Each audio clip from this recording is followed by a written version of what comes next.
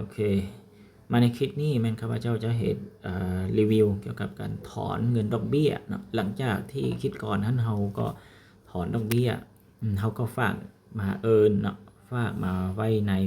Exchange แล้วเขาเอาไปเอินหลังจากการสัญญาเอิน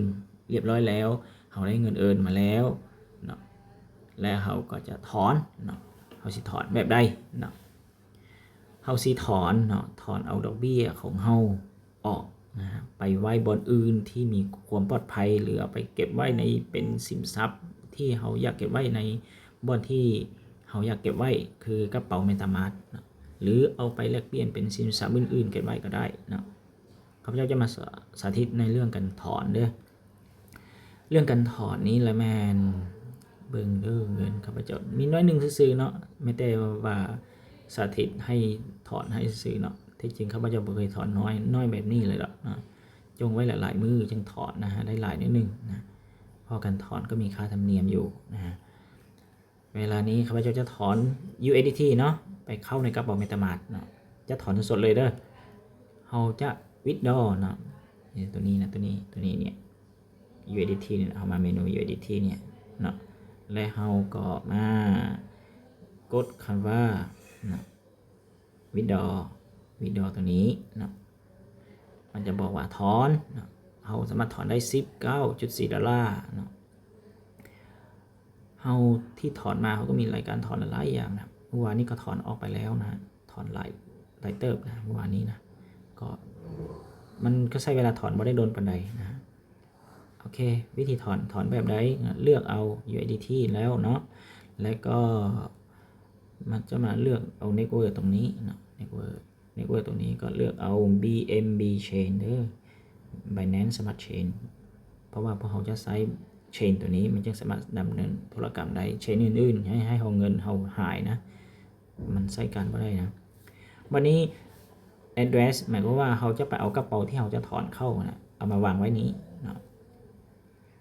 โอ้นั่นก็พระเจ้าก็ไปที่เมตามาสนะฮะเมตามาสไปสดๆเลยเด้อเปิดสดๆเลยไปที่กระเป๋าเมตามาสตั้งเมตามาสเขาก็ต้องล็อกอินเข้าเมตามาสของเขานะโอเคโอ้เมื่อนี้แมน ACT พุ่งนักเลยเนาะ9%เลยเมื่อวานนี้ไปประมาณจักเปอร์เซ็นต์10ประมาณ20กว่า%มั้งช่วงนี้ ACT พุ่งเขาโอนมาเขาก็เอาไปสวอปเหรียญ ACT ไว้เลยก็ดีนะฮะเขาจะเอาเลขกระเป๋านะกระเป๋าอยู่ใสเนาะอยู่ในเมตามาสมีหลายบัญชีนะเมตามาสแต่ว่าเขาจะเอาบัญชีที่5นะaccount ตัวนี้นะเขาจะ copy เลขกระเป๋าเป็นตัวนี้ copy ตัวนี้ copy ตัวนี้ copy เลยเนาะแล้วก็มันจะบอกว่า copy เนาะเขาก็เอากระเป๋าตัวนี้แหละเนาะเอาไป copy แล้วเอาไปไว้อยู่ไส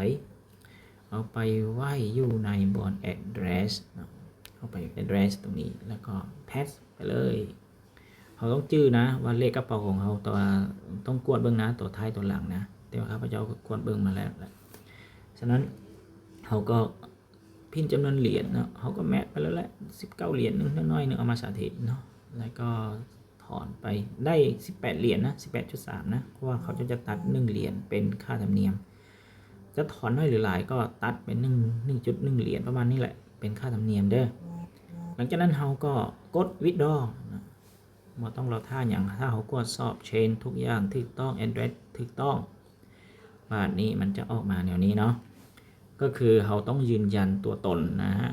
แล้วก็ต้องยืนยัน verify เนาะ2ขั้นตอนเป็นเป็นกันดีนะฮะเพื่อความปลอดภัยสินทรัพย์ของเรา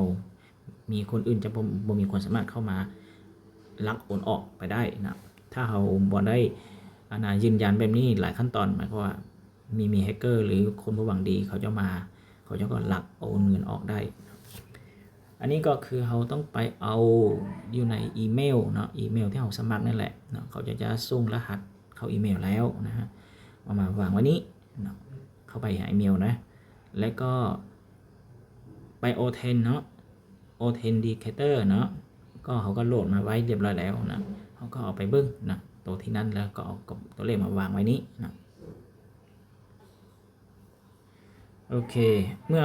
เมื่อข้าพเจ้าไป copy ตัวเลขมาใส่นี้แล้วนะข้าพเจ้าก็ confirm เนาะข้าพเจ้าไปเอาตัวเลขมานะกรอบใส่2นี่ข้าพเจ้าก็ confirm นะโอเค confirm แล้วหมายความว่ามันว่า subset แล้วนะถือว่าเราเอาตัวเลขมาถูกต้องยืนยันถูกต้องเราจึงสามารถโอนเหรียญของออกได้นะบ่ดังนั้นจะโอนเหรียญของออกมาได้เลยนะฮะก็โค้ดไปเลยแหละเนาะเรามีแต่รอท่าว่าจะเข้าเมื่อใดมันจะแจ้งไปทางอีเมลของเราเนาะว่าเจ้าถอนเข้าเลยเด้อว่าอย่างสี่นะซับเซตเลยเด้อไปกระเป๋านี้ไปหากระเป๋านี้มันคอนเฟิร์มให้เราเรียบร้อยแล้วนะเวลานั้นเขาก็ไปเบิ่งกระเป๋าเมตามาสหรืออื่นๆมันก็ฮอดแล้วเราก็ไปซื้อเหรียญอื่นๆหรือเก็บไว้ก็ดีนะ